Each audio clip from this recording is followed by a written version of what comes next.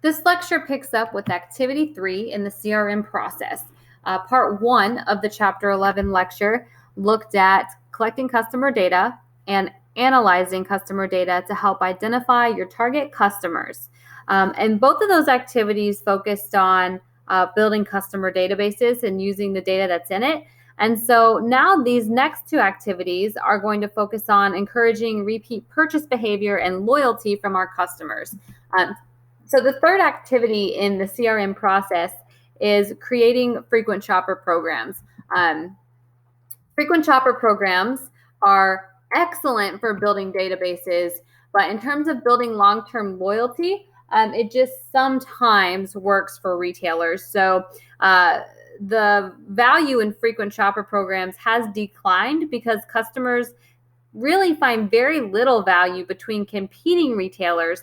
Plus, loyalty programs are available to everyone, so they're not as exclusive as they used to be. Most frequent shopper programs or loyalty programs just offer consumer discounts, which can be appealing to price-conscious shoppers, but they're not necessarily appealing to high customer lifetime value shoppers.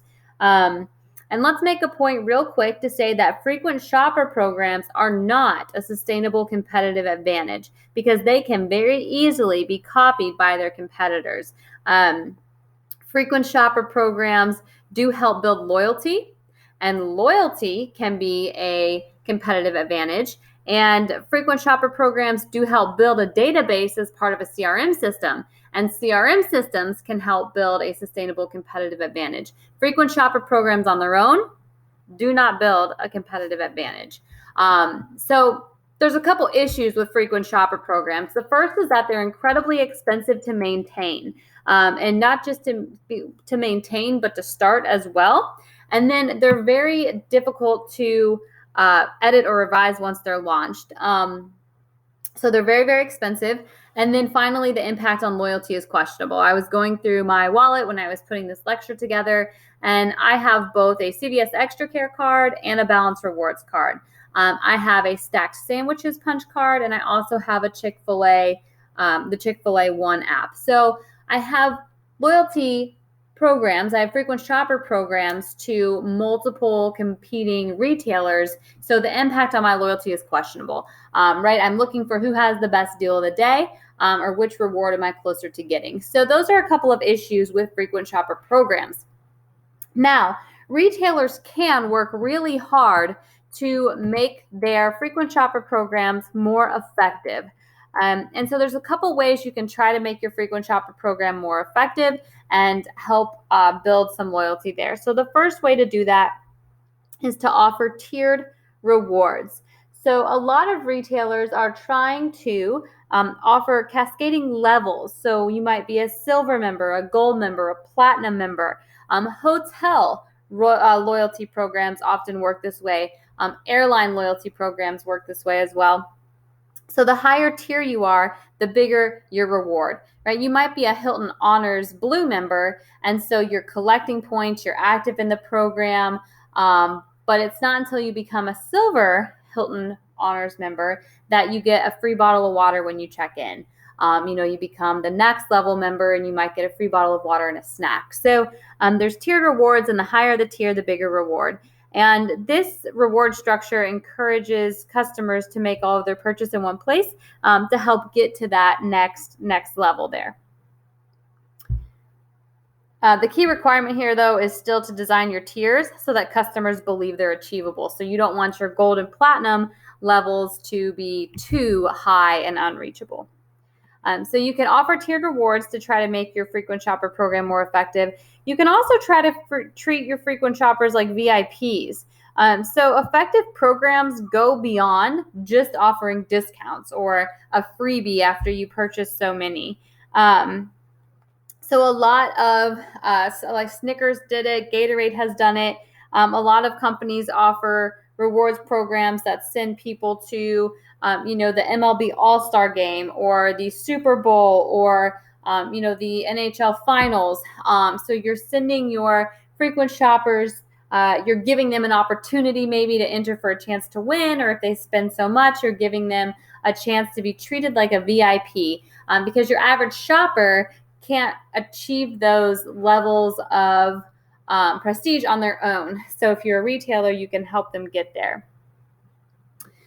Another way to make your frequent shopper program more effective is to incorporate charitable activities. So the Target Red Card offers 5% of a consumer's purchase back to an elementary school of their choice. And so consumers might become more loyal to Target if they know that a portion of their purchase is going to a charity of their choice. Kroger does the same thing. So you may or may not know that you can designate a charity or an organization on your Kroger card, and Kroger makes a donation to that organization. So incorporating charitable activities is a good bonus. This isn't a great thing to use as a focal point of your program, but it's a great addition to try to make it more effective for your consumers. And then the last thing that you can do, or one of the last things you can do to make your frequent shopper program more effective, is to offer choices. So not all customers value the same rewards. And so as a retailer, you need to reward all transactions. You should reward not just on select merchandise bought or merchandise bought at a certain time. Customers should be able to earn a reward for every purchase they make. So 1 point for every dollar you spend, right? So you give them an opportunity to get in with their first purchase, start earning points on the smallest of purchases. And so that way they feel like, again, the goal is achievable and they don't have to, spend $1 million just to get a small reward. So that's activity 3. Let's move on to activity 4 in the CRM process, which is actually developing and implementing your CRM program. So when you implement your CRM program, most retailers start with the 80-20 rule. So 80% of customers come from 80% of purchases are made by the top 20% of your customers. And this is a good theory to use. And so a lot of retailers start rewarding that top 20% of customers. So that top 20% earns the most rewards, or we focus on trying to make them the most loyal. What we've discovered over the past few years is that the 80-20 rule doesn't account for differences in the other 80% of customers. 80% of customers aren't being reached if you're only focusing on that 80-20 rule. So the best and the rest groups don't consider those important differences. So retailers have implemented their segmentation schemes, and that we'll talk about in a second, to try to focus a CRM program on different groups of customers. So we're not just going to focus on that top 20% of customers, we're going to focus on a lot of other customers as well. So your textbook talks about a starting point segmentation scheme with just 4 groups. Now, honestly, a lot of retailers have more than just the 4 groups, but this is the theory that the segmentation schemes are based on. So let's talk about how retailers use this segmentation scheme to develop 4 different CRM programs. So when we develop 4 different CRM programs, we're doing that so that we can grow relationships with 4 very different groups of consumers, all of whom shop at our store but have very different behaviors. So let's start with our Platinum segment and talk about the CRM program we implement for them. Your Platinum segment really is that top 20% of your customers. These are your most profitable and most loyal customers. These people are not concerned about price. They place more value on the customer service that they receive than the price of the product. And generally, they're making most purchases at your store. So these are your most loyal group. And so they have their own CRM program. The next segment is your Gold segment. And profitability levels are less here because this group does tend to be more price conscious. So you might, as a retailer, only hold about 50% of their share of wallet. So what that means is if you sell laundry detergent, 50% of that time the customer's buying laundry detergent from you, but the other 50% of the time they're buying laundry detergent from a competitor. So it might be because the competitor has a lower price, the competitor has different sizes, different scents, whatever the reason is, you only hold about 50% of their share of wallet. And so with these customers, as a retailer, your main goal is to try to offer some incentives as part of the CRM program that will move those customers up into the platinum segment. So when you're developing your CRM program for your gold segment of customers, the goal here is to encourage them to move into that platinum segment. So they're buying most products with you. They're becoming very loyal. The third segment in this segmentation scheme is the iron segment. And now these customers, as a retailer, you only hold about 25% share of wallet. So while they're shopping with you about 25% of the time, they are still frequenting your competitors, and sometimes they might be shopping at the competitor more than they shop at your retailer. So these customers are buying a modest amount of merchandise, but their spending levels really aren't high enough to warrant special treatment.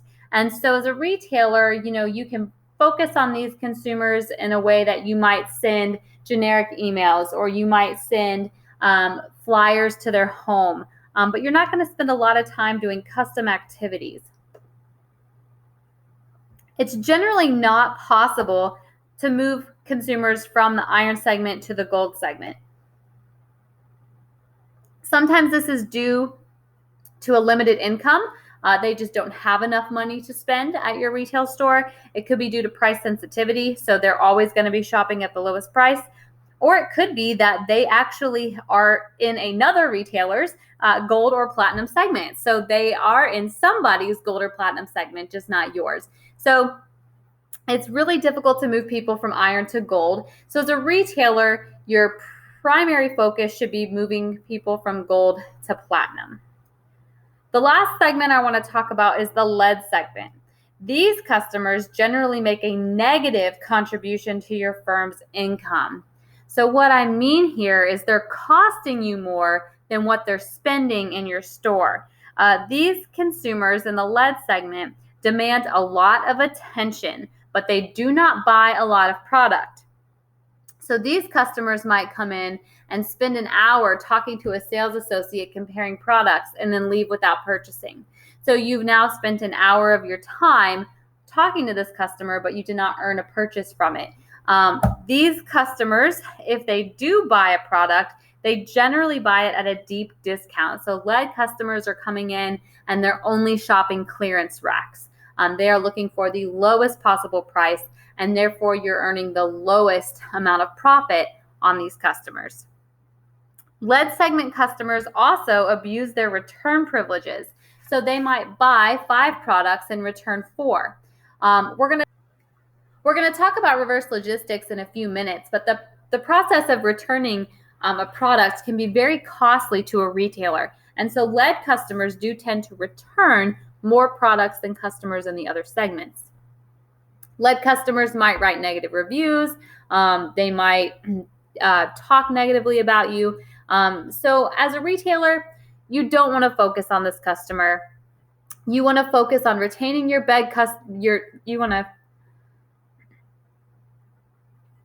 So retailers do not focus on their lead customers. They need to focus on retaining their best customers and converting their good customers to better customers. So we try to get rid of our unprofitable customers. These customers that are sitting in our lead segment, we just don't want them to shop with us. And so that leads us to talking about how we can retain our good customers, turn them into our best customers, and then get rid of our lead customers. So let's talk about how to turn our gold into platinum, and sometimes how to turn our iron into gold. One technique that retailers use is what we call add-on selling. Add-on selling is when we offer more products and services to our existing customers. So you might have seen on Amazon suggestions. Customers who bought this item also bought. You might see items that are frequently bought together. And Amazon does this to try to encourage customers to purchase additional products, so an add-on purchase. Kroger does this by spitting out coupons for your next visit. So again, they're trying to encourage you to come back and make that other purchase. And that's just one way to turn good customers into best customers. So I want you to talk about on the discussion board for Chapter 11 other ways that you think we can turn good customers into best customers. Let's talk about reverse logistics. Reverse logistics is the process of capturing value from and disposing merchandise returned by the customer to the store. So a reverse logistics system processes the merchandise that's returned because it's maybe been damaged, recalled, maybe the selling season has ended, maybe it was incorrectly sent to the store, or maybe you just have excessive inventory. So reverse logistics captures anything that needs to go back to the manufacturer. And reverse logistics, this can be 3 times as costly as a shipment from the manufacturer to the retailer. So it's very expensive for the retailer, and it's a very prominent issue, even more so today because of the return rate from internet channel shopping. Customers tend to buy products off the internet and then return them to the store. So then the store has to get them back to the correct warehouse. And so reverse logistics happens most with those lead customers. And so there's a couple things that retailers can do to try to limit this reverse logistics process. The first thing they can do is offer less costly services to those lead customers. So you can flag customers as lead in your CRM system in your data warehouse. And then you can do things such as directing those unprofitable customers to your website or an automated phone line instead of allowing them to talk to a representative.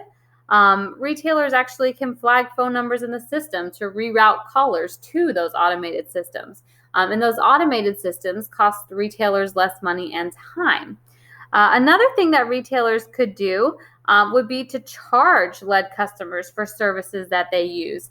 So I want you to think about if you've ever encountered any type of lead customer treatment from a retailer and how you might have noticed retailers try to handle unprofitable customers. So one last thing to think about in regards to customer relationship management programs. There are some retailers that benefit more than others from implementing a CRM program.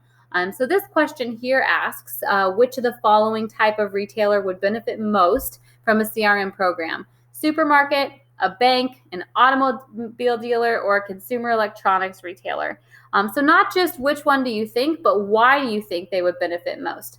Now, all of these retailers would benefit from a CRM system. So there's not exactly a wrong answer here for you to talk about in the discussion boards. But there is one retailer that is going to benefit the most. So please post your thoughts, your comments, your discussions, and let's kind of think about why all of these retailers would benefit from a CRM program.